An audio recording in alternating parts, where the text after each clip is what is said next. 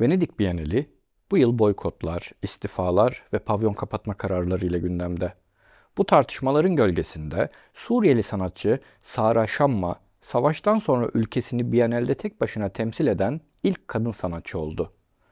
Palmira'nın yağmalanan ve yıkılan kule mezarlarından ilham alan projesini dünyaya sergileyen Shamma ile Venedik Üniversitesi'nin bahçesindeki Palmira Kule Mezarı yerleştirmesini, siyaset-sanat ilişkisini ve sanatın tarihi eserlerin ülkeye geri kazandırılması mücadelesinde nasıl bir rol üstlendiğini konuştuk.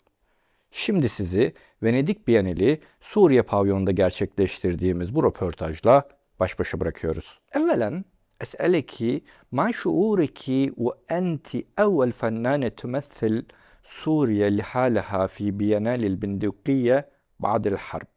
شعور كتير حلو الحقيقة، وأنا يعني إلي الشرف إني مثل بلدي طبعا.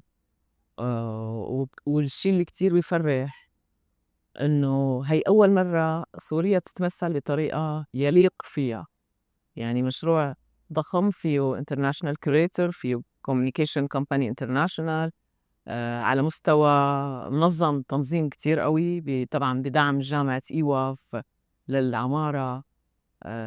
هي الحالة هي أول مرة بتصير كجناح سوري.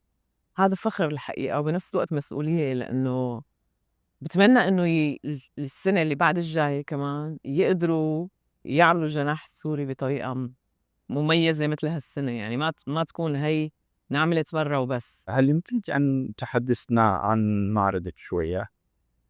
معرضي هو مستوحى من المدافن التدمرية، المدافن البرجية. اسمه مدفن تدمر البرجي.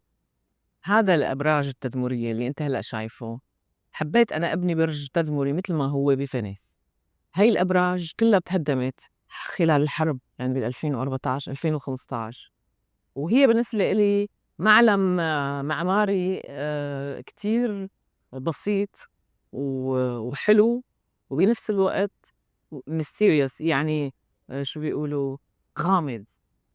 وهو برج بيدفن فيه ال يعني الأشخاص وقت بيموتوا، يعني هو مدفن. فكتير ملهم بالنسبة إلي الموضوع.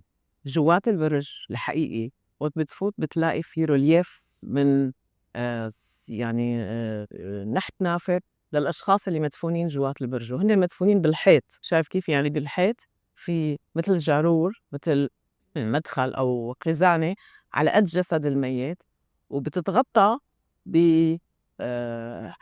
نحت نافذ بيمثل الشخص اللي متوفي، يلي إذا كان كاتب بيكون حامل ريشة، إذا كان طفل بيكون طفل، إذا كان امرأة بتكون امرأة. فبتفوت على المدفن بتلاقي بورتريات من نحت النافذ. كتير ملهم لإلي الموضوع، فمن زمان حابة أعمل شي، من زمان حابة أعمل مدفن كمشروع كبير.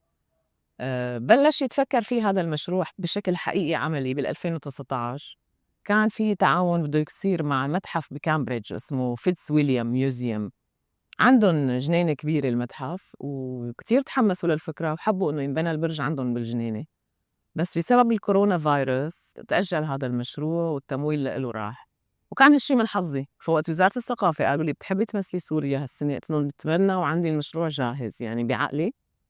فبلشنا نشتغل فيه وإلى آخره، وبلشت أشتغل على اللوحات. اشتغلت على اللوحات من تشرين الثاني 2025 إلى، أو من تشرين الأول 2025 إلى 1 شهر جانيوري أو فبراير 2026، هيك شيء، وتحقق المشروع أخيراً. ما هي المشاعر التي ترغبين أن يقادر بها الزوار بعد الزيارة هذا التجهيز الفني؟ بدي إنه بتمنى إنه الزائر وقت بيفوت على هذا العمل الفني كله يحس إنه هو إنسان مختلف بعد ما يطلع منه. بحب إنه لوحاتي تخترق ال اللاوعي تبع المشاهد، وتحرك فيه مشاعر، وتخليه يواجه حاله ويواجه مخاوفه ويواجه حقيقته. تخضه، بمعنى إنه تخضه وتطلع منه أحسن شي كشخص. وبتمنى إنه كمان الوسط العالمي الفني يفهم ويعرف إنه بسوريا في ضوء حقيقي، في فن حقيقي، في إنسان مثقف، وفي شعب كتير مقاوم resilient يعني، وفي شعب محب للانفتاح وللآخرين. يكتشفوا سوريا الحلوة الحقيقية، لأنه هي من أحلى البلاد بالعالم.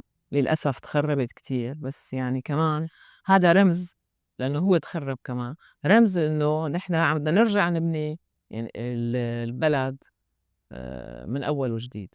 هل يمكن للفن أن يشكل قوة ملموسة في نضال استعادة الآثار التاريخية المنحوبة خلال الحرب؟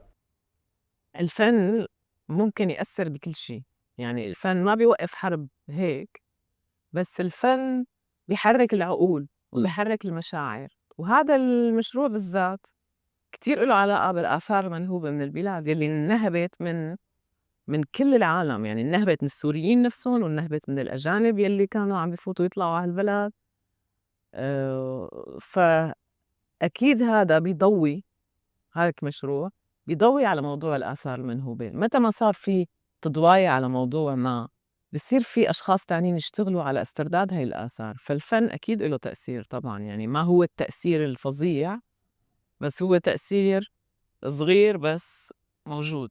ما رأيك في المقاطعات واستقالة لجنة التحكيم؟ ماذا يظهر عدم تطبيق القرار الروسي على إسرائيل عن أوروبا؟ أنا بعتبر إنه نحن اليوم بمهرجان فني كتير مهم، وقتها بدها تفوت السياسة بهالطريقة على هذا المهرجان، باعتقد إنه عم بيعملوه للمهرجان سخيف، عم بيحاولوا إنه يقللوا قيمته للبينال، لأنه البينال هو مشروع فني.